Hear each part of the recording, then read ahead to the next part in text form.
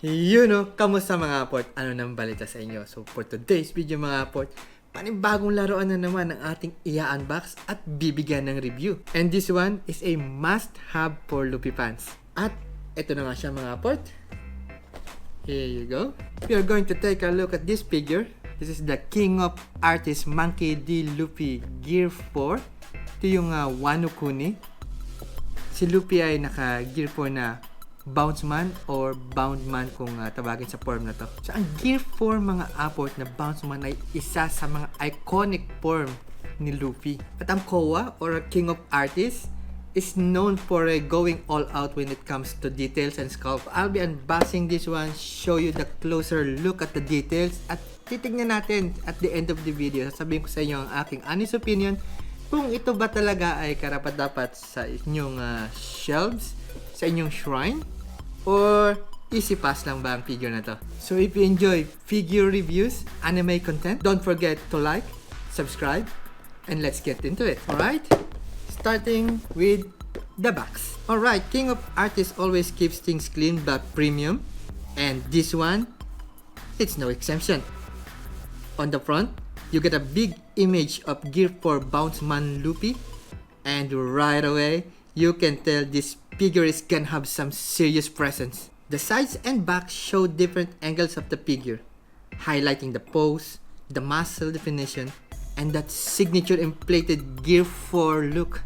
The box itself feels thick and sturdy, which is great if you like keeping boxes or storage. Everything about it feels high quality. At bago natin buksan ng figure na to, shoutout muna tayo. Shoutout tayo aport dun kay Toyverse. Sa kanya natin nakuha ang figure na to mga aport. At kung kayo ay toy collector or mahilig lang kayo kay Luffy, pwede nyo bisitahin ang kanyang Facebook page. Pwede kayo mag-inquire sa kanya kung anong gusto nyo laruan. At marami kayong pagpipilian. Sigurado yan. Alright? Let's open this up. So, this figure is a MIB condition. Mint in box. Yan ang figure mga aport. There you go. Yan siya. So, as always, the figure is sealed separately para hindi sila magkaroon ng damage. Paint transfer. Yan. So, ang figure natin ay wala naman akong nakikitang defects or damage, which is always good. So, we got here the main body, the effects, yung kanyang left arm, and the stand. Put this thing out of the plastic na. There you go. First out is the main body. Yan. Nice. The arm, the cloud effect, and oops, stand. Assemble na natin siya. First, lagyan natin itong effects.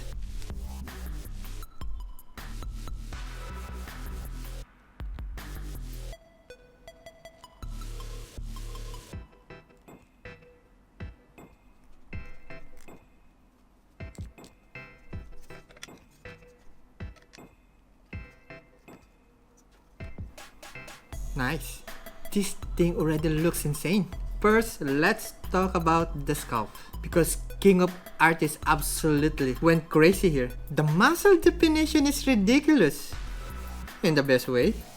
Gear 4 is all about exaggerated proportions. And this figure captures that perfectly. The arms and chest looks massive but still accurate to the anime. The pose feels powerful like Luffy's mid-fight, ready to throw hands at any moment. It has a lot of energy without being too cluttered or awkward. The facial expression is spot on too. Focused, intense, and full of determination. It really sells that Gear 4 transformation. And of course, the smoke-like hockey effect around his body look fantastic and add a lot of depth to the figure. Now, onto the paint job and detail. The skin tone looks great, but honestly, it's lack of shading again. What?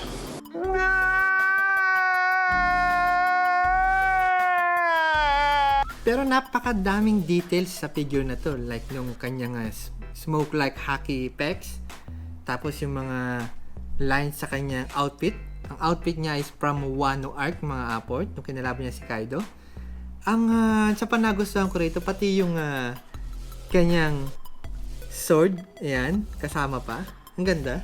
So, although hindi kalakihan ng figure na to mga port, napakaraming details naman na nilagay sa kanya. And ako kasi yung tipo na mas gusto ko yung foot support. Pero dahil Bounceman to, more on mid-air fighting kasi ang Bounceman port mga port.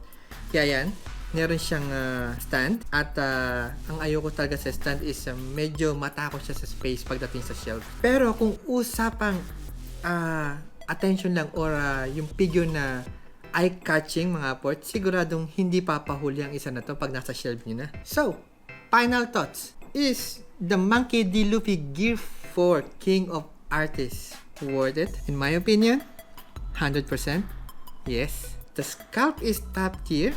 The pose is dynamic, the paintwork is clean, and it captures everything that makes Gear 4 so iconic. So if you are a One Piece fan, a Luffy collector, or just want a figure that really pops up on display, this is an easy recommendation.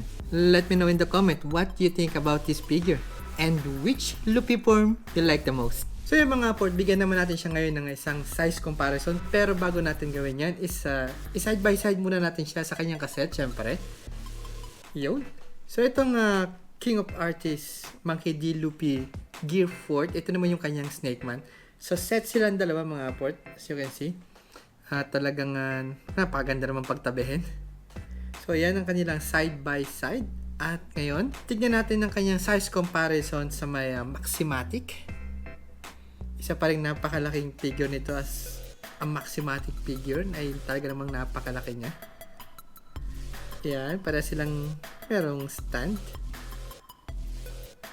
Yan kanilang comparison. Naka-elevate sila parehas. At syempre, tignan naman natin sa may Grandista. Yan. Yan ang kanilang size comparison mga port. Para meron kayong basihan. O may idea na kayo kung gaano siya kalaki. So once again, this is a One Piece King of Artists Monkey D. Luffy Gear 4 Wano Kuni. Nirelease siya noong May 2024. Manufactured by Ban Presto. Meron siyang size na 14 cm. Ang product line niya ay King of Artists or KOA at ang materials na ginamit sa kanya ay PVC. And that's our vlog for today. Kung bago ka sa video ko, please huwag mong kalimutan i-click ang subscribe button, click mo na ang notification bell, at i-follow mo na rin ako sa aking Facebook page para updated ka sa mga bago nating video. Kaya paano pa nga ba? I'll see you again sa susunod nating video.